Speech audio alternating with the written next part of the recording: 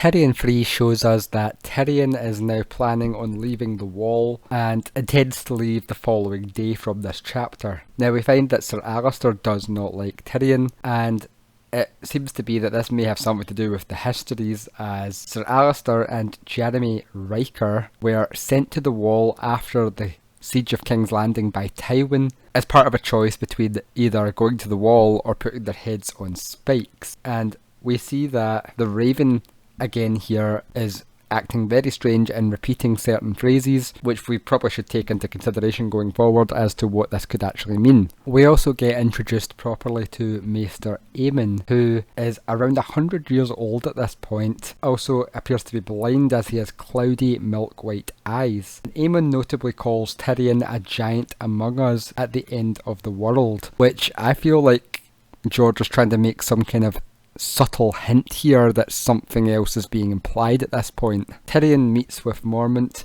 and Mormont reveals to us some more of his backstory, as we find that his daughter Mage Mormont rules Bear Island in his stead after his son Jorah was forced to flee in exile from his dishonour. And we find that Gior is relenting what he believes to be the fall of the Watch under his rule, as the man is now 68 years old and yet the Watch is crumbling around him as he too ages. And it is revealed to us that Waymar Royce was given the ranging that he undertook in the prologue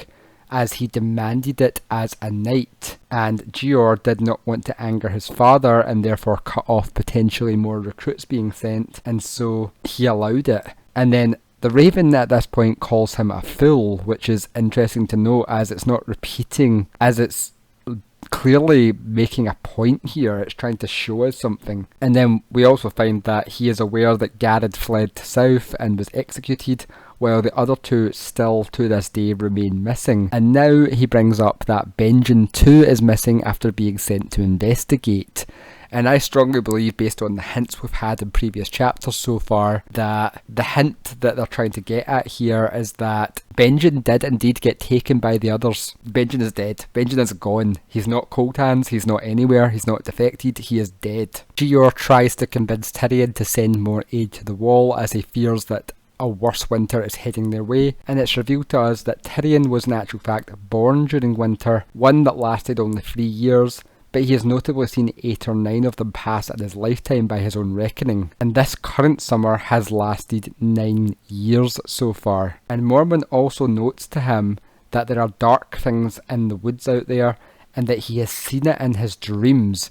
which is interesting as we don't get much information on Mormont, but could it be that someone is sending him these dreams and trying to either warn him or goad him, as it seems that the Raven being there, being connected potentially to the Children of the Forest, and the fact that the crows are nesting and therefore technically are spies within the Watch itself, it seems possible that these dreams are being sent to him in order to guide his actions and therefore weaken the Watch as a whole. It is even revealed to us that Eastwatch by the Sea has glimpsed white walkers on the shore, which are never elaborated on, but certain other chapters give us context to imply that white walkers is synonymous with others. So they are literally at the Wall. And Tyrion makes the joke that at Lannisport they see Merlings, which does not seem to amuse Gior Mormont at all, as this man is literally seeing the end of the world unfurling before him and wants to convince him that they need help. And we here note that at the Shadow Tower, the mountain folk who live beyond the Wall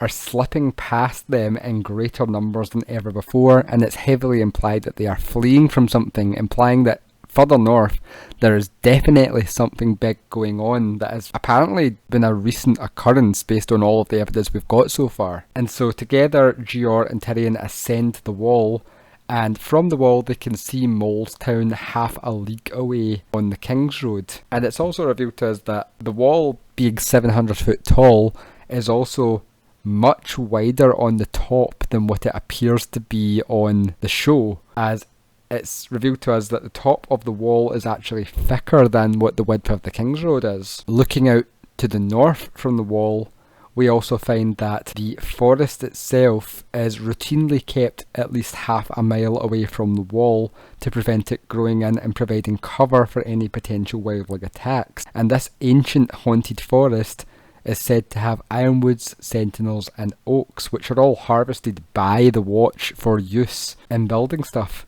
However, it is noted rather symbolically that at the other uninhabited forts along the wall, the forest has crept back in to touch the wall, showing us that again the influence of the children of the forest is slowly creeping back into the realms of man. And so we end this chapter with Tyrion promising to send aid to Gior as he heads back south, and we find that Yoren is also accompanying them on the way south as he is going down to collect more recruits from King's Landing. And Yoren is somewhat of an interesting character in the remainder of this book, as his actions don't seem to align with what a man of the watch should be doing. And so I think it's worth keeping an eye on Yoren, as I believe he is actually an agent working for someone else.